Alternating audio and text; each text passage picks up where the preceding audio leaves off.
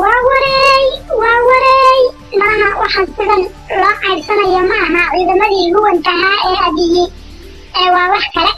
ciidamada difaaca Tigreega ee mayalka iyo mowqifka adag ayaa dagaalo foolka fool ah oo ay xuduudda canfarta kula galeen baaqigii militariga iyo ciidamadii laga soo ururiyey deegaamada dalka ayaa si xun oo dhabar jabin ah u bacsaday ciidamada isbahaysiga abiyey, kuwaas oo ay dhabarka ka jabiyeen kana furteen wax allaale iyo wixii saanad ay wateen, hub, gaadiid, cunno iyo cabid intaba. ciidanka difaaca Tigreega oo ah kuwa hamigoodu sarreeyo oo raba inay dalka ka badbaadiyaan guulaystihii dargiga oo u xidhxaytay inay mar kale soo noolaadaan kadib 30 sano oo ay isdhambasuusinayeen, ayaa hadda quusiyey cashir lama ilaawaan ahna u dhigay dargigii abiyey dabada ku watay iyo dabadhilifyadiisii uu deegaamada ka kicay.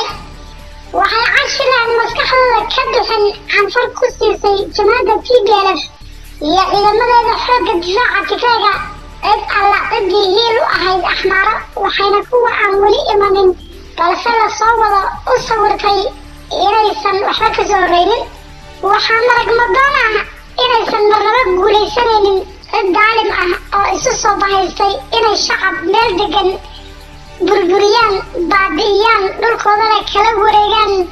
taariikhdana laguma hayo daalimiin isu bahaystay inay dad dulmiyaan oo guulaysa. haddaba bal nala daawo sida loo bacsanayo ciidamadii isku dhafka ahaa ee abiyey iyo hantida ciidanka ee laga qanimaysay.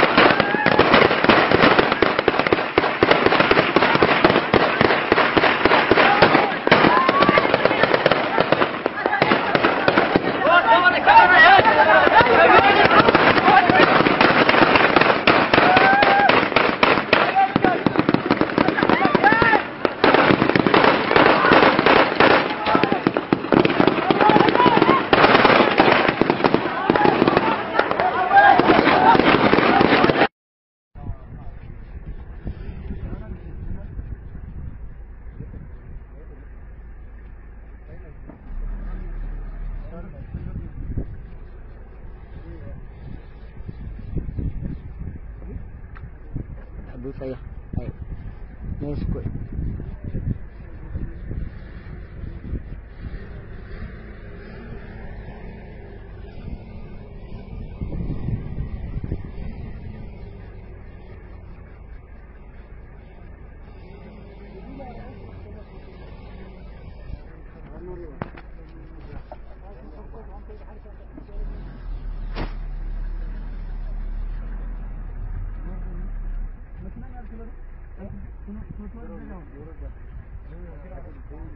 زير بزي عاقته تبدحل شجرة اللي أغنية أتاو سيدرسه